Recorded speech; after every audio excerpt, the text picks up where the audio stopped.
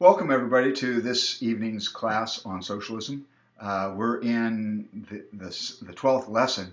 And what I hope to do tonight is show you some aspects of socialism that maybe aren't as obvious to everybody about what socialism is and how government control of the economy can look different than people's expectations. We've went through several countries. I've given you some examples, and we've got another lesson next week, kind of looking at kind of Scandinavian healthcare and things like that. But I wanted to focus today on the institution of monetary central banking and how that plays into socialist command and control of the economy. Because for a large part, a lot of things that people think about as socialism is often used as an epitaph. You know, it's a negative, a pejorative terms. But other people, you know, they can be more positive about it. It's a euphemism. It's an ideal, right?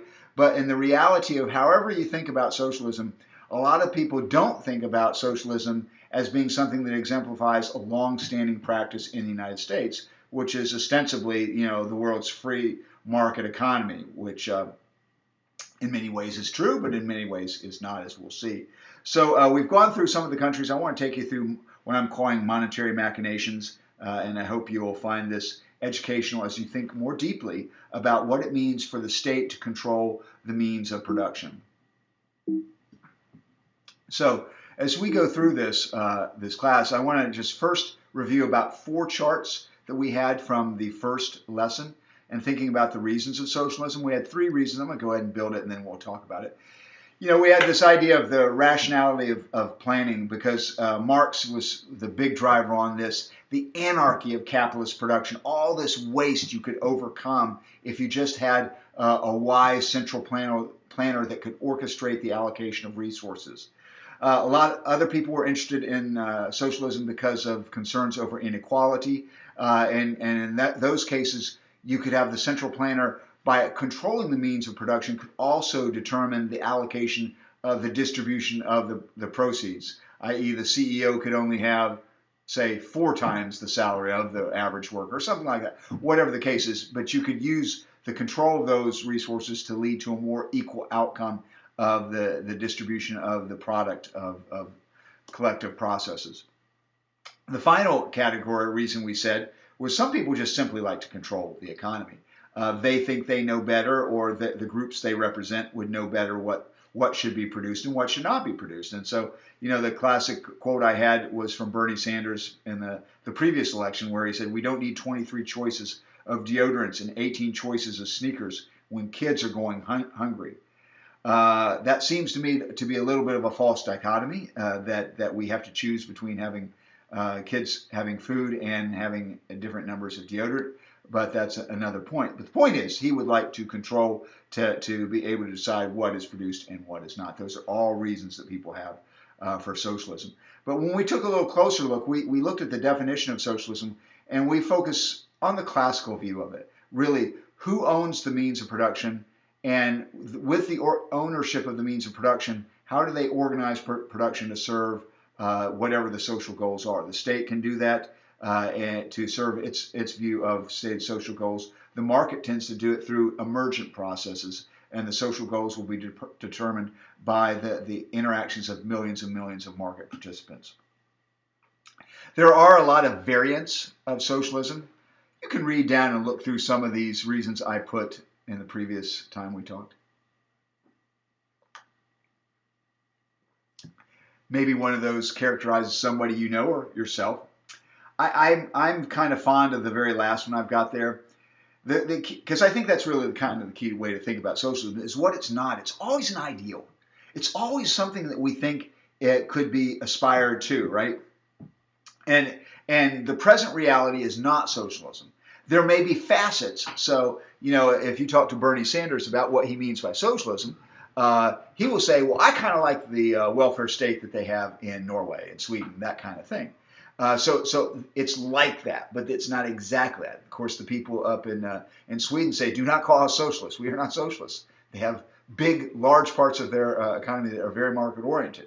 But the point is that it's always an ideal, and the reason once you allow this, of course, in the debate over this issue, is those that are opposed to socialism are branded as being in favor of the status quo, and that's one of the difficulties that Mises and others in their earlier arguments had is it put them on the standpoint of having to seemingly defend the status quo when the reality is there's no such thing as a pure market economy or a pure socialist economy. So that's this conflict between your utopia against my reality. My reality is always going to lose. Utopia, by definition, always beats reality. We live in a fallen world. There are problems that need to be addressed, and so that's why this aspect of socialism being an ideal state is so important. We also saw that many of the critics of socialism, the harshest critics of other socialists, were socialists themselves, almost like the sect or the cult for a religious front. We see that with the conflict with Islam and the Sunnis and the Shias. You see it in maybe the hostility between a Protestant and a Jehovah's Witness, for instance. You're not really a Christian. That's the way they would say. You're not really a socialist. You're not that kind. You're not our kind of socialism. So that gets back to these many variants of socialism. It's always out there, some of these conflicts that people have had. And we summarized the economic systems in our economy like this. And I think that's still a helpful way to make the distinction and looking at who owns consumers' goods, who owns producers' goods, and whether it's private or public ownership. Kind of the key, and we'll focus really in the dead center, two categories, fascism and socialism for today's discussion, because both would have the private ownership of the consumer's goods, whereas socialism would have public ownership of the producer's goods. But fascism or National Socialism would ostensibly have private ownership of the means of production, but under kind of government control and direction to serve broader social goals. So you would take orders from the state, in other words, on how to allocate resources. And the reason why I mention that is because when we start looking at what I'm going to call soft socialism, it's kind of right in between the socialist and the fascist kind of regime when you think about it. So let me go ahead and build that. I put forth three kinds of socialism back when we had lesson one. And the first two we've covered, and we're not going to cover today. You can read that. But the third is what I want to focus on today, where the government directs the private ownership, either directly directs or implicitly directs through incentives. And many times incentives are going to play a huge role in guiding the allocation of resources. And I call this a form of soft fascism. It's government direction of the economy without the nastiness. I mean, obviously, when you think about fascism historically, you think Mussolini, Hitler, that kind of command and control and the monstrosities that those leaders did. But you don't have to have that level of monstrous vitriol towards certain people groups like Hitler did towards Jewish people to still have the government effectively direct resources towards goals that you consider important. And we see a lot of that, and that's the case that I'm going to make today. In some respects, I would say that this socialism is a virus that infects us all. And obviously I'm making a little bit of a, not really a pun, because of the virus that's ongoing that infects us, and we're seeing such manifestations of this virus, the coronavirus, across all parts of the world. But I think you see a similar thing with socialism. There's socialistic practices and processes in pretty much every market economy.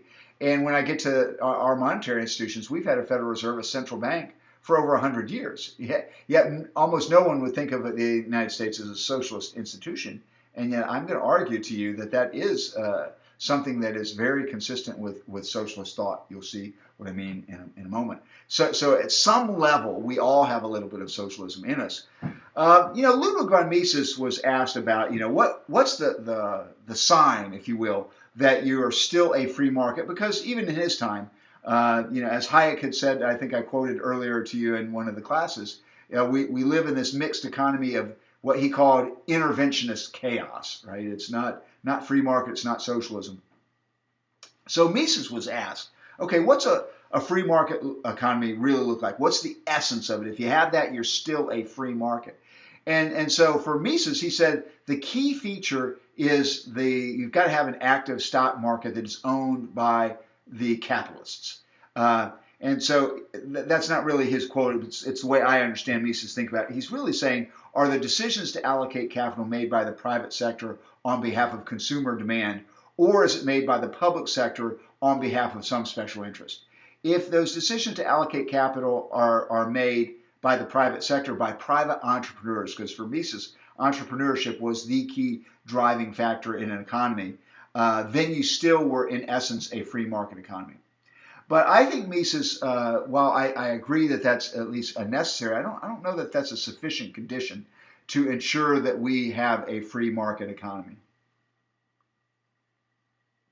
In part, I would say, because I think it begs the question of allocation of capital when you have the government heavily involved with the incentive structure of the economy.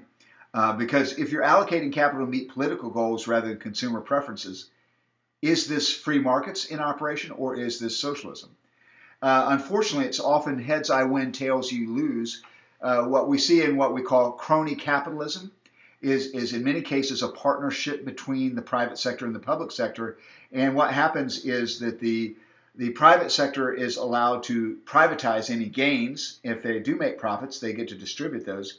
But any losses would be socialized because, let's face it, it was on behalf of the broader population that they would endeavor to do these kinds of things. And you're seeing even cases of that in the coronavirus bailout. You know, how much of this should an industry eat on its own? How much of it should the government kind of take? So these kinds of socialistic policies are present all the time. Obviously, you have a huge coming together right now with coronavirus, with many firms involved. But even on a regular day-to-day kind of operation, there's always a firm asking for a subsidy or a benefit or something. I mean, the steel industry, when they asked for a tariff from President Trump, that is in effect ensuring that we have more capital allocated towards domestic U.S. steel production than otherwise would be the case. So those kinds of situations where any gains would be borne by the private sector, any losses would be subsidized effectively by the public sector. In this case, the subsidies would come implicitly by the consumers having to pay higher prices by the tariffs restricting foreign competition. So those are examples of how the collective process starts to impinge upon the allocation of capital in an ostensibly free market economy. So I would assert that at some level we're all socialists if you want to have the government do any of the things you see on the screen.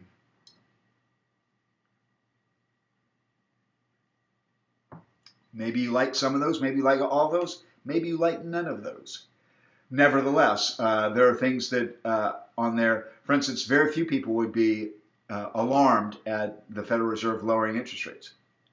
And yet, that has a significant effect on the allocation of capital in the economy, as I will demonstrate to you in just a few minutes. So we'll walk through some of these features. So for soft socialism, what does it look like? I would assert that government uses the power of incentives, and that's why it's soft, not hard. Tax incentives, regulatory incentives, sometimes regulatory moral suasion to maybe a little bit firmer velvet glove that conceals a fist, as well as monetary policy, which I'll spend more time on today, to guide the allocation of capital towards favored investment activities. And the contrast I'm making is no longer is the goal to satisfy the general consumer needs as evidenced by whatever the market process is, but rather there's a particular subgroup of constituents that has a concern or interest that the government wants to ensure are handled in the way that they like. Here's some examples of government policies that have had special interests that found them popular. Green energy, the Affordable Care Act, low interest rates, opportunity zones, higher education, all of these things we pump government resources into to ensure that we have more of this. Certainly, everybody thinks that you need to have a college education these days. That's why many of you are listening to this lecture tonight. And I think it's value added to have a higher education. That being said, it is also very clear the studies are overwhelming. Many college graduates today are getting degrees for which they do not need the degree to perform the function that they hope to perform in the market economy. So you've got an overproduction of higher education than you otherwise would have if market forces were in effect. The Affordable Care Act changed the composition of the way we have medical services provided. You saw a tremendous consolidation of doctors going from small individual practices to going to a combined business or hospital arrangement. It's just very difficult to withstand the cost pressures of the regulatory apparatus on a single basis and to have to comply with that. I know personally of many doctors that decided, hey, they'd had enough, and they decided just to throw the towel in and go join a practice somewhere else and let somebody else run it rather than them doing it themselves. These are just examples where some special interest group is going to decide something that will lead to the allocation of capital in a different area. So what are the implications of these? Well, it's a mixed.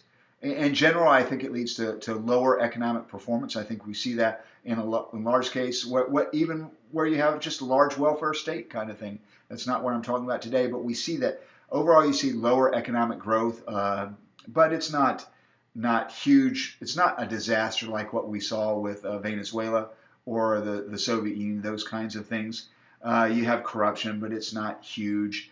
You have broken windows, even when they get it right, in the sense that if the government does something that leads to what people would say is a good result, you can't know that was then worth doing, because those resources could have been used somewhere else, and we'll never know whether they would have been used positively or negatively. If you have any questions on broken windows, you've never heard this term, look at after this class, look at the broken window fallacy on YouTube and watch there's several short videos. You can see that.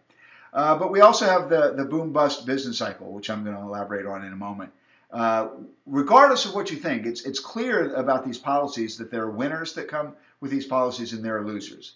There are special interest groups that are very highly interested in the outcome that will lobby for a particular activity. And then there's the broadly dispersed group of people that do not have to, they don't pay a large cost or get a large benefit, so they're not able to resist a lot. Those concentrated interests and dispersed costs are precisely what lead to these kinds of changes where you get a push towards one particular government public policy rather than another. So now let's get into monetary policy per se, what I'm calling the soft socialism. We've had a central bank in the United States since 1913. The legislation was passed in 1914. It was implemented, where we got our Federal Reserve Board. They were supposed to provide elastic credit. There was a big criticism of the previous monetary arrangements, where in certain times of the year there wouldn't be enough money when farms would harvest and so forth. They would have an abundance in the springtime. There might be not enough, depending on what was going on. So they wanted the economy to create more money to meet the needs of commerce, and they thought a central bank could do that. It's a long story. I will tell you, you don't have to have a central bank to do that. If any of you are interested, you can sign up for my Money in Financial Markets class next spring, and we'll talk about it. Nevertheless, we got a central bank, and the reason why the central bank is established, the public law is they're supposed to maximize employment consistent with stable prices and stable long-term interest rates. The Fed has also kind of arrogated to itself the role of financial stability. They consider the financial markets stabilization a key part of what they do. They're also involved in, and economists have shown this for years, they're able to generate something called a political business cycle, because if they push at easy money at certain times, they can help one candidate over another. There's a lot of evidence that this was true in the 50s and 60s, most specifically with Richard Nixon. I'm going to go through that in just a second. But Richard Nixon was one that pushed and got the Federal Reserve to expand monetary policy. Let's go ahead and build that. I'm going to do that and we'll come back. This is an example of how monetary policy could lead to one interest group, in this particular case, the re-election of President Nixon. President Nixon was aware that he'd lost the 1960 election in large part because of recession going into the fall election, which he blamed tighter monetary policy. He was warned at the time in 1960 by Arthur Burns, an economist at University of Chicago, that this would be the case. And sure enough, he lost in 1960. And so when he became president in 68, he wanted to put Burns as the head of the Federal Reserve Board. The previous guy, William McChesney Martin, refused to step down, but his term expired in 1970. And I want you to look at some of the data now that I've shown. In 1970, look at the two columns for M1 and M2 growth. Those numbers, you should know, are fairly modest, and likewise the real GDP growth at the end, not quite 3%, would be kind of a normal year. That was the last year of Martin, but when he was forced to step down and Arthur Burns came on as head of the Fed, the money growth rates sharply rose. M2 is a broader monetary aggregate of almost over 13%. And notice real GDP picks up at that point, but not yet really going. Monetary policy affects the overall economy with a lag, but they timed it almost perfectly, because by 1972, you're still seeing fairly robust M1 and M2 growth, but look what happened to real GDP growth in an election year. Almost 8% real GDP growth. That's amazing. That is a smoking hot economy. It's not surprising that Richard Nixon won re-election with 49% of the vote when he'd had the Fed goose the money supply that strongly to create that large of an economy in 72. But when you do that, these things eventually come home to roost. The table down below, you can look at the consumer price index. And it started off from a higher level, higher level of overall inflation because of the Vietnam War and the war on poverty that we had in the 60s with Lyndon Johnson. But that was coming down with the policies of William McChesney Martin. You see in 70, it's relatively low. But in 71, when they started printing all this money, notice that the inflation is down at 3.3%, but look at the little asterisk and go down. Nixon implemented wage and price controls, which were absolutely the worst thing that economists say you should do, because he was trying to hold back the inflationary pressures that he had put on the economy. And he was successful.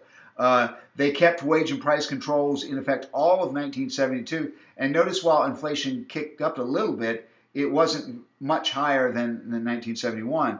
But they had to remove these pressures because that creates all sorts of distortions. And by 73, look what happened to inflation. The chickens really came home to roost. I've got a link there to the article in Journal of Economics Perspectives, which really outlines what Nixon had done in the 1972 election to ensure his re-election using monetary policy. So we see these kinds of things. I'm going to go ahead and catch back up with what soft socialism does. The Community Reinvestment Act was an act intended to provide capital and credit to parts of the an area. So it would work like this. So if you're in inner city and there's a bank in your area and that bank is taking your deposits, then you needed to make sure that there are a certain segment of loans going back into that same zip code kind of area. There was a widely perceived concern that banks were redlining and were not allowing credit to go into minority inner city areas, and so they passed the Community Reinvestment Act. Now, whether that's a good idea or not, that's not the point of today's discussion. What it is the point of today's discussion, that's another case where monetary policy started determining where the allocation of credit is. Banks would say, look, we will always be willing to make good loans. If there's a good loan there, it costs us money to not make that. So whether that's true or not, we did see the Federal Reserve get much more active. And I will tell you, in the 90s, that became a very big part of deciding whether a firm would be allowed to merge as banks tried to consolidate. Whether they had donated to special interest groups was a part of that to show their commitment to community reinvestment. And that's a big part of how the allocation of credit was distorted in the 90s and 2000s. And in large part, it was also large part's too strong a word, but it was a part of the housing bubble as well. The pressure to make sure that there was funds loaned into low-income neighborhoods, and that's how we had some subprime mortgages and the numbers we did. Again, that was a small part of the housing bubble, but it was a part. The housing bubble itself and business cycles are often caused. Every business cycle that has been preceded by easy money and then pricked by tight money, that's a result of monetary policy. But a bigger problem is when you have creation of additional new money and credit, it changes the composition of investment. I'm going to describe how that works in just a moment. But I need to introduce a new concept here, excuse me. This is for those of you that have never had a finance class and never want to take a finance class. Relax. For the final exam, I will not have you apply this formula. But if you can try to walk through, and I'm going to give you some numbers in the next few minutes, if you can walk through this and get a feel for this, you're going to really capture the essence of what I'm trying to say here today.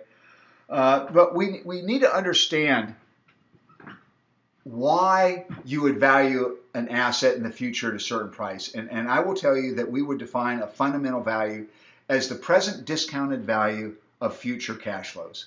So what we want to do when we evaluate any asset, whether it's a share of a company, whether it's a bond that you're going to buy, whether it's a painting, you want to discount what you think you could get for that investment in the future, to include discounting all its dividends and interest payments, coupon payments, and the like, if you have those.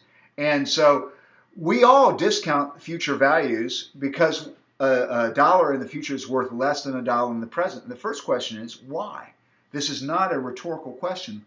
Why would you value a dollar in the future less than you would value a dollar today? Think about that for a second.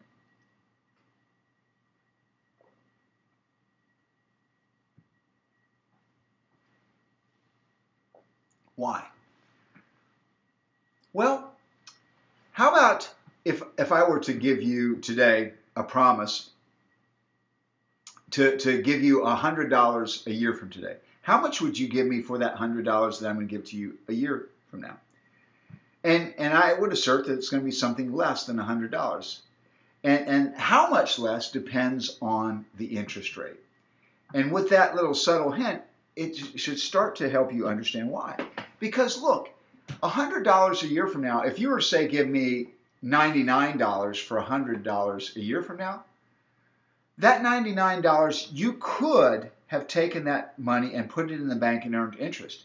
If interest was, say, 10% on that, you would have lost $10 you could have earned in order to earn $1 from me. That would not be a smart move if interest rates were 10%. So the higher the interest rate, the less you're going to value that $100 a year from now, because you could take a smaller amount and get the $100 by investing with the higher interest rate. And that's just because there's the possibility of interest as well. And there's a formula on the bottom of the screen where you can look at that. The present value just discounts each cash flow in each period. When we say discount, I'm going to give you an example here in a moment, but that is divided by the 1 plus the interest rate. And notice as you go out in years, that interest rate is going to have an exponent based on the number of years, because you could earn interest on the interest. So you've got to discount it further to compensate for the interest on the interest that you could have earned. So that kind of is how we value the future in general. So I'm going to make a distinction. I'm going to just build this just the way my charts worked out, because I'm not the PowerPoint ranger I should be. Imagine if you had $100 today and you're earning 5% interest. That $100, according to our formula, would be worth $105 a year later. Okay, so that's the way we often think about it. If I have $100 now and I put it in savings, what will I have a year from now, 5 years from now, 10 years from now? So if you have some sort of financial planning goals, you could use this formula to help you think about that. If you have 2 years, notice what goes down. Notice that is not just another $5, But because you can earn interest on the interest, you're making an extra quarter, which is the 5% on the $5 interest you earned in year one. And so the future value is worth more. Now, we can think about these terms. We can manipulate the formula to go either way. And one way we call it compounding. That's the process of taking our current value, dollars, into future values. And then we can discount. And that's what I've been talking about so far. Then when we're thinking about assets and we think about monetary policy, we're going to be focusing on the discount. That's how do we take future payments and turn them into today's dollars, present value. And we've got these formulas that will help us think that through. So how do we calculate this? We're now actually going to calculate this a little bit. I've got a series of cash flows here over a period of 4 years. You're going to get $200, $200, $300, then $400 in the final year. And if the interest rate is 8%, how much would what would be the present value of this series of payments? And we would just apply the formula that we did previously. But we've got to take each one of these cash flows and discount them. Because remember, $200 a year from now isn't worth $200 because whatever you would have put, you could have earned 8% in this example to get that. So if I were to do the math using those formulas from the previous chart, we could calculate it as so. That $200 divided by 1 plus 8%, or 1.08, would work out to $185.19. The $200 in year two divided by 1.08 squared, because it's discounted over 2 years, is only $171.46. And you could do the same thing with the $300 and the $400. If you add up all those present value cash flows, we get $888.81. That's the present value of this series of payments, which would total $1,100. But you don't pay $1,100 to get the payments of $1,100. You're only going to pay $888.81 when the interest rate is at 8%. Because you could take that $888.81, it's hard for me to say, and put that in the bank at 8%, and at the end of 4 years, you'd have $1,100. So they are the same. We're making equivalent the present value and the future value. Now, try to hold on to this number of 888. I'm going to build some other charts. You don't have to look at it too much. But I want you now to see, I'm going to do 2 exercises where we're going to change this interest rate, because that's what monetary policies tend to do, is change interest rates. And what's that going to do to the value of these cash flows in the future? So let's look at this example. What happens when the interest rate rises to, say, 30%? Well, the divisor in the calculation, you can see I've got it in the little text box to the right, is a lot bigger than it was, which makes that cash flow in year one in present value a lot smaller. Notice at 30%, it's only $153.85, whereas at 8%, it was worth $185.19. But look at year two. Wow, it fell a lot faster. Year three fell huge. Year four is only $140.05. It was all you pay for $400 just 4 years later when the interest rate is at 30%. And if you were to compare those numbers, the cash flow in year one is still almost 93% of 200, but it falls to 77% with interest rate at 8%. But it falls to 77% at 30%. But cash flow in year four goes from 73.5%, which is what 294.01 divided by 400 would be, goes all the way down to 35%, which is what 140.05 divided by 400 would be. Here's the implication. When interest rates rise, these cash flows in the future are worth much, much less. Okay? When interest rates rise, cash flows in the future are worth much less. And so you see that with the numbers. You compare $294 in year four under 8% with $140 in year four at 30% interest. But the monetary authority usually, certainly the last decade, has been involved with lowering interest rates, keeping them lower than they otherwise would have been. So let's look at that model.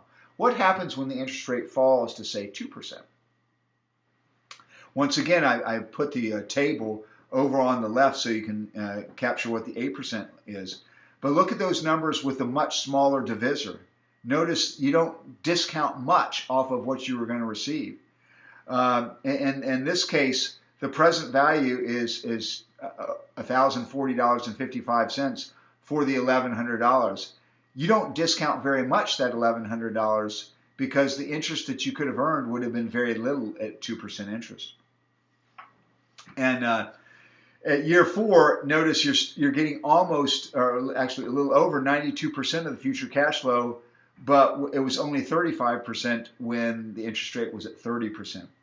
So now we can draw our implication. Cash flows in the future are worth much more when interest rates fall. Think about that. Cash flows in the future are worth much more when interest rates fall.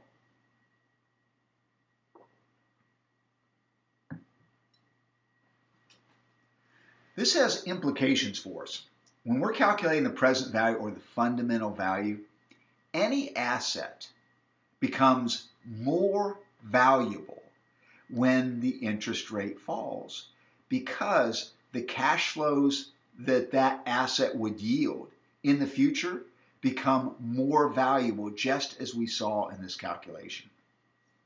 So what happens is the Federal Reserve, by lowering interest rates, and not just the Federal Reserve, the European Central Bank, the Bank of Japan, the global central bank complex, when they lower interest rates, they are making asset prices higher than they otherwise would be. And that's one of the things we're going to see in just a moment. It gets even worse. This chart I've got is the amount of negative yielding debt. I'm getting ready to tell you about some of the things that happens when the Federal Reserve makes interest rates very low. But the Bank of Japan and European Central Bank have actually made sure that interest rates are not just low, they're negative right now for a large part of the amount of funding in the world. And this chart kind of shows this. We never even had the concept really of negative interest rates except for in panic situations in very short time before the 2014, and now with global central banks driving interest rates down into the negative category, you can see much of what we have in the global debt market is not yielding a positive return. And just think about how absurd that is. If I were to ask you, would you be willing to give me $1,000 today if I will give you $950 a year from now? Most of you would say, huh? Did I hear you right? You want me to give you $1,000 today so I can give you, or you're going to give, you want me to give you $1,000 today and you're going to give me back $950 a year from now? No, I don't think so. That's kind of the logic I think most of us do. And yet this is exactly that situation, not quite that extreme. The negative interest rates are very low. It's like 1% roughly, or 2% maybe. But it's effectively a tax on those institutions that have to have short-term access to their capital. So the central banks are able to effectively tax them for that. And that's the situation we find today. That leads to a situation with low interest rates. You may have heard the term unicorn. A unicorn is a privately held company that's estimated value is over $1 billion. And now we've had with the coronavirus and the market's down right now, but we had over the last decade more unicorns than ever before. And you can compare the United States to other countries, but this category of unicorns really exploded in an era of low interest rates. Here are some of the names you can see of companies. Some of those, if you look especially over on the right hand kind of side, you may recognize Airbnb, Twitter, Uber, LinkedIn. These are firms that were privately held, and when they went public were worth over $1 billion when they did go public. Some have, some haven't. Here's Uber's IPO valuation when they actually went public. They went public at $82 billion for the third largest IPO valuation of some of these tech companies that were compared to. Bigger than Google, bigger than Twitter. But here's the thing. You have to ask yourself the question. Uber's a great, I mean, pretty much most of you probably have Ubered somewhere. And it really is a pleasant experience compared to taxis. Very, very quick to get there. I love riding Uber. However, every time you get on an Uber, Uber loses money when you get in that car. That does not sound like a good business model. Here's the example. They've hemorrhaged cash. So how is it that such a company that is not making any money, in fact, just loses money hand over fist with all of their losses, is yet able to get such a high valuation? That is something that occurs in an era of very low interest rates. This would not happen in normal interest rate regimes because Uber, as one market analyst that I talked to suggested, Uber is simply a play on autonomous vehicles. They can't make any money the way they're currently structured. I mean, whether you like a taxi cab or not, you know, by having the costs of all the vehicles be identical in a maintenance fleet and, you know, all that, it's more efficient to run a single car maintained by a single group and so forth than have everybody have really nice cars that they Uber on the side. That being said, they're not competitive against Uber because Uber's charges much less than taxis. How do they do it?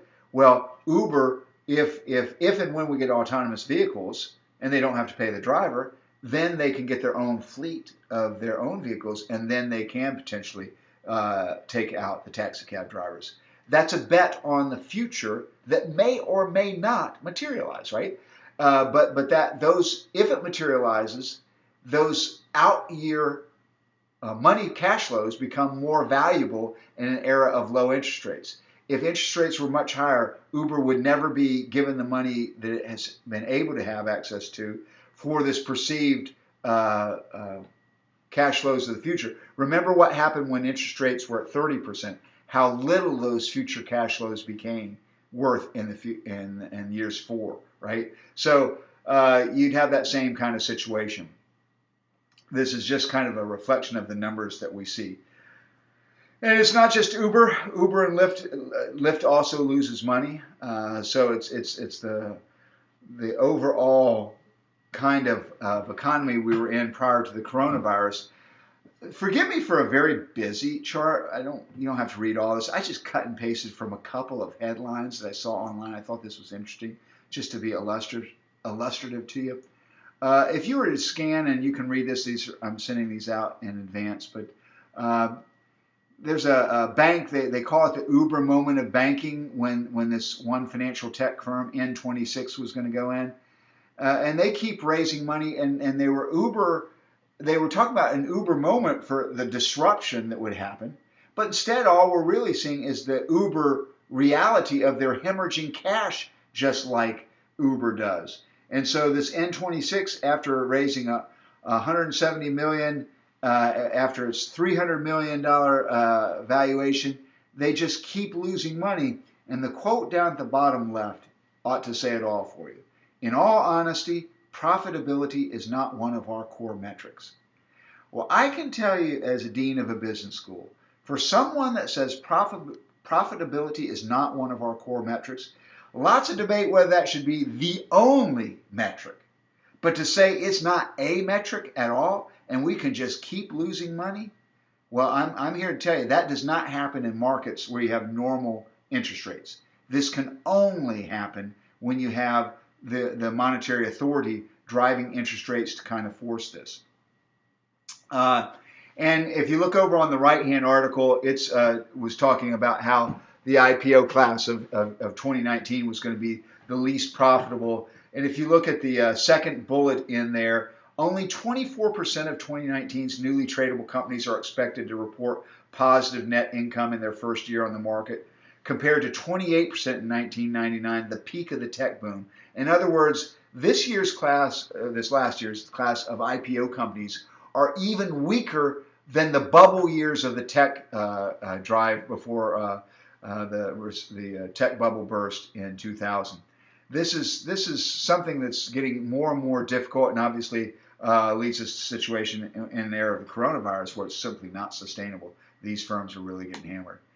So what's the implication of the global central banks? I'm trying not just to pick on the Fed. Our Fed is a central driver, but the European Central Bank and the Bank of Japan are leading the way in actually going to negative interest rates. Well, when you have the low the low interest rate, that drives the value of future cash flows way up. That's why you've seen the stock market over triple during the time since the financial crisis. We actually haven't made a lot more money in an overall sense, but the cash flows that are out there are discounted, are worth more because of the low discount rate that they have. And that I would argue is actually exacerbating concerns over inequality. People that are concerned over inequality, the largest source of inequality growth that we've had over the last decade is precisely due to the monetary authority printing money and keeping interest rates low. That helps asset holders, and asset holders tend to be wealthy. So this is a direct effect of the central bank. Markets don't give that kind of reward that you see in terms of the stock price absent this kind of monetary liquidity.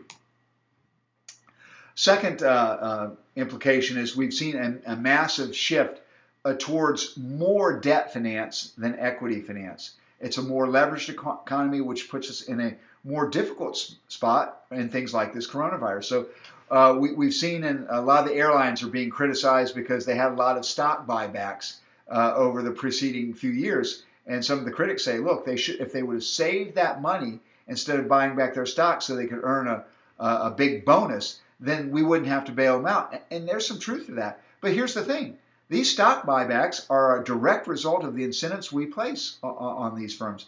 Effectively, we say, you can go ahead and borrow a bunch of money at 1% interest and buy back your stock, which your company is earning 3% or 4% or 6% or whatever the company is, right? And then you're making more money. It's foolish to effectively with equity pay 5% when you could borrow at 1%. At least that's what it seems foolish in times when easy money is out there. But this is a result of both monetary and tax policies. Debt payments are deductible, whereas dividend payments through equity are not. So we definitely have incentivized firms to become more leveraged. That's not necessarily what you would say is a market result. We see that investment that promised higher future cash flows are valued over conventional investment. And I'm still looking at this hard, but I will tell you, I think that there's a lot of truth to this, that we have systematically shifted economic activities from kind of Main Street businesses to the more transformational businesses. There's a reason why more money is going to high tech and Uber and Silicon Valley and Austin, Texas, rather than Cincinnati and Cleveland and other areas. It's because those kinds of tech investments have the potential to have huge outsized payoffs in the future, even though they may not make any money today. But the Main Street business is, well, we can make some money today if you let us have the investment, but we're not going to have the huge payoff in the end. Well, that lower interest rate makes those future cash flows relatively more attractive to near-term cash flows, which systematically alters investment in favor of transformational high-tech businesses rather than the standard blue-collar factory jobs that would be created with investment in additional regular businesses. So again, this is a criticism that you can make against the socialist policies that we have here in America on our monetary policy. My fourth bullet, good behavior, i.e. savings, is punished by financial repression. If you're so foolish to save a lot of money and put it in the bank where you might make 0.25% interest, when inflation is running 2 to 3% interest. And oh, by the way, you'll pay taxes on it, 25 basis points too. That's effectively every year, year in and year out, and has been for over a decade now, where the Fed has effectively taken 2% of your savings. So it punishes you for good behavior. And what I think is the supreme irony is the policy results of these central bank policy is increased inequality, middle America left behind, high executive pay, low return on savings. These are all results that come from socialist monetary policy, and yet it leads to condemnation of free markets because all of those results are blamed on free markets, when I would assert to you, and I'm quite confident, that a good bit of it is due to the monetary policy. Not all of it, of course, but a good bit of it. You would not find the increased wealth inequality that you see absent the Fed driving up asset prices. You would not see the transformation systematic towards those investments that put out long-term cash flows absent interest rates being driven down effectively to zero. The high executive pay, you may or may not see that elsewhere, but it's certainly true when executive pay is structured based on earnings per share growth and they're able to buy back shares by borrowing on the market at very low interest rates and becoming more leveraged. That's a result. So all of these things that we see and effectively our most socialist institution in America has led to increased condemnation of free markets. So what I think is likely to happen, down the bottom right, I've got "This Time is Different." It's a copy of it's a book cover for a book by Carmen Reinhart and Ken Rogoff. It really describes how across 8 centuries, countries have gone into debt and what they've done about it, and it's kind of where we are today. I expect it to continue. We see these kinds of things. Mr. Trump, who runs all the time against socialism, yet he's in favor of these easy money policies, which are socialist in nature. He claimed while he was running for president in 2016 to be in favor of a gold standard, and yet gold has went up markedly, and he still wants lower interest rates today. So, and other politicians are even worse. The point is, those that say they're against socialism are still in favor of socialism. So I expect it not to change. The Fed never normalized their balance sheet after the 2008 financial crisis. Every time they tried, that got a lot of public pressure against them. The financial markets had in spring of 2013 what we call the taper tantrum, when Chairman of the Federal Reserve System, Ben Bernanke, simply said, we're going to dial back on our purchases. They didn't even reduce their balance sheet. It's just, we're going to slow down. And the stock market fell markedly, and he was forced to reverse course. And now we have a situation where the market talks about the Fed put repeatedly, where the Fed will not allow the stock market to go down. Coronavirus is testing this, but the Fed is bringing out all the big bazookas, right? We're seeing this even last week, $4 trillion more that the Fed is going to spend. I see no reason to expect the response after the coronavirus is over to be any different than the previous crisis response, so I expect it to continue.